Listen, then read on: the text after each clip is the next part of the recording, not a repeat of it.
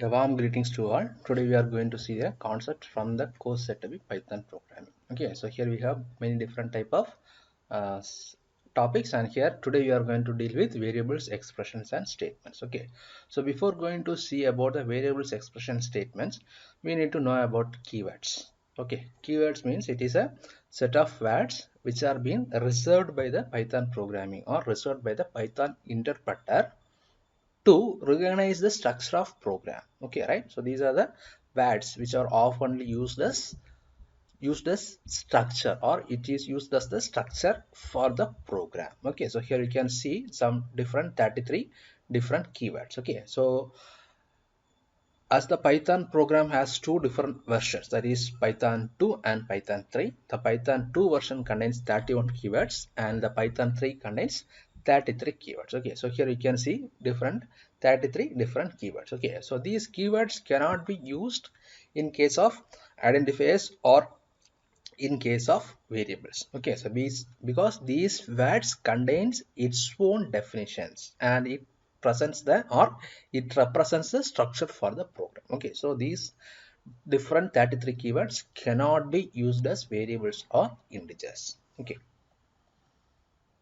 next, so before going with the variable concept, we need to know about Python identifiers. Okay, so identifier is a name given to the entities, that is such as class, functions, variables. Okay, so it's a name given to the entities such as class, functions, and variables, right? So it is widely used to identify something. Okay, so in short it can be said as a name given to something and which should make difference between those. Okay, for example, if I am going to give a variable a name, means I need to give a unique name for that particular variable, right? Okay, so that name is set as identifier. Okay, that naming convention is said to be an identifier. Okay, so here for writing identifiers we have some different type of rules. We have to follow these different type of rules which is formulated by the developers of Python programming language. Okay, the first case is identifiers can be a combination of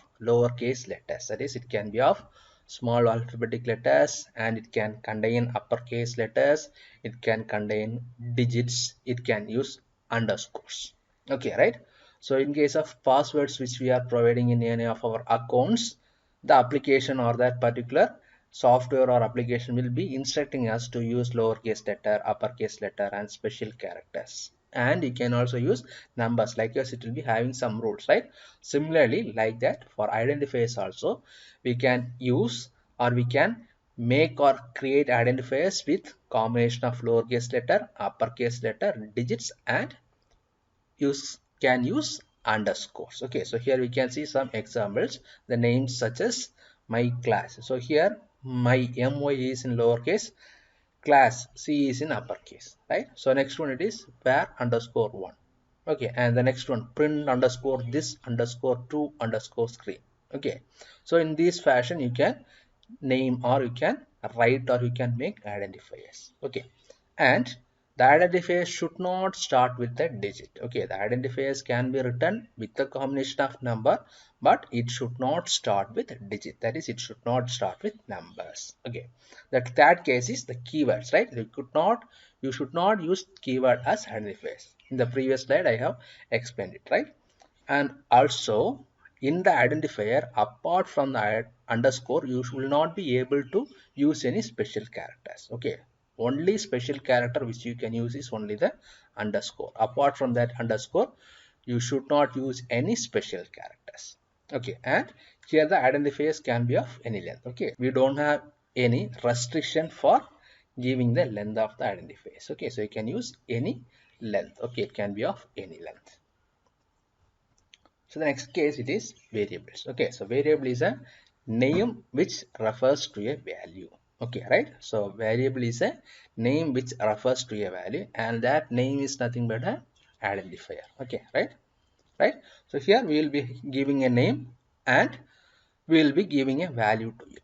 Right? Okay, so that will be set as variable. Right? So variable is a name refers to a value, and the variable is a location memory used to store some data. Okay, right? So this is a location, right? So location will be providing, and to that location will be saving the value, and for that location we are giving a name. Okay, that name is said to be a variable. Okay, right? So location, that location is said to be a variable where the values will be stored, right? So the convention of name which we are giving to the variable is said to be identifier. Okay, right? Okay, for example, take name. Okay, so each and everyone will be having a name. Okay, right? So each and everyone will be having a name, right? So the way the name is used for identifying you, right? Okay, so but you are a human being. Okay, so likewise, right? And here, so assignment operator or equal to symbol is used to assign values to a variable. Okay, to a variable you can assign a value by giving a equal to symbol, right? Similar to that of an identifier, here also you have some certain rules for creating a variable, right? Okay, so here the variable name can be uppercase letter, lowercase letter. Okay, and it can be of any length, and it can be have letters as well as number. And here also you have the restriction that the variable name should not start with number. Okay, and so in order to join two words, right? So if you are using two words as a variable name, so in order to join those two words, you can use underscore in between them. Okay, so because between the names you will not be able to provide spaces. Okay, the variable should not contain any space, right? So if you are using two words, you can join them by using a underscores. Okay, and also you should not use blank space or space between the variable name. Okay, and also you will not be able to use any special characters, as well as you will not be able to use any keywords. And the variable name is case sensitive. Okay, so right, if you are writing a variable name in lowercase letters, in the entire program wherever you are using that variable name, it should be in that same case or in that same order. Okay, in one place if you are using uppercase and in other place if you are using lowercase, the program will show you error, because it will not be able to identify that, or it will not be able to recognize the relationship between those two words. Okay, right? So if you are using in lowercase, you have to use lowercase, or if you are using the variable name in uppercase, you have to use the uppercase letters throughout the program. Okay, so these are the rules with respect to this variable, right? So here you can see how we will be assigning a value to a variable, right? So you will be having the name of the variable in the left hand side, then you can use the equal to symbol, and in the right hand side you can write the value. Sorry, yeah, similarly, so here you can see message equal to something, right? Message is in one side, then equal to, and the next side of the equal to you have the values. Okay, so message is equal to something, n is equal to 17, pi equal to 3.14. Okay, so here also if you need to find out the type of the value or type of the data which you are sending, you can use the type function to find out the type of that value, right? So here you have a facility, right? So if you are in need to assign a same value to three or four different variables, you can use the first case, right? A equal to b equal to c equal to 100. So that what will be happening, the same value 100 will be assigned to a, b, c. Okay, and also multiple values can be also assigned to multiple variables. Okay, so here also you can see the example a comma b comma c equal to 10 comma 12.5 comma abc, right? So here you can see to three variables we are passing three different values. Okay, for a it is taking integer value set to be 10, for b it is taking the floating point value 12.5, and for c it is taking string value set to be abc. Okay, so the third case you can see the variable has started with the letter 7 and 6, or the number set to be 7 and 6, so that it is giving a syntax error, right? So here the meaning is getting deferred, right? So the rule for variable is it should not start with number, but here it is given as number, right? So it is passing a syntax value error, or invalid syntax message is given to you.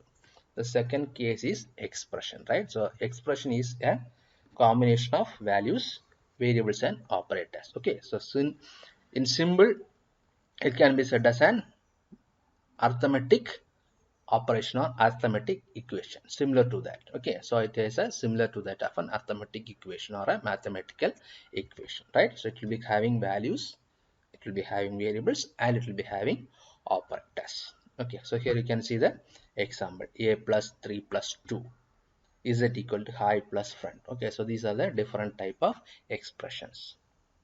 statements. Okay, so statements, the Python interpreter can include statement. Okay, so statement is a unit of code that Python interpreter can execute, right? So statement or the expression which we are passing. Okay, the expression which we are passing and which are able to execute by the Python interpreter can be said as statements. Okay, the instructions which you are passing to the Python interpreter, and if the Python interpreter has the ability to execute it, then that part or that particular expressions can be set as statement. Okay, so here you can see two kind of statements.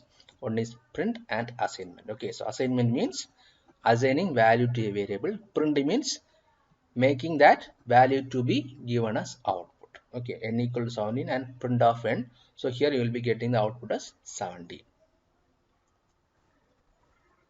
Okay, so in the second case you can see we have given a backslash. So here each and every value will be getting printed here. Okay, thank you.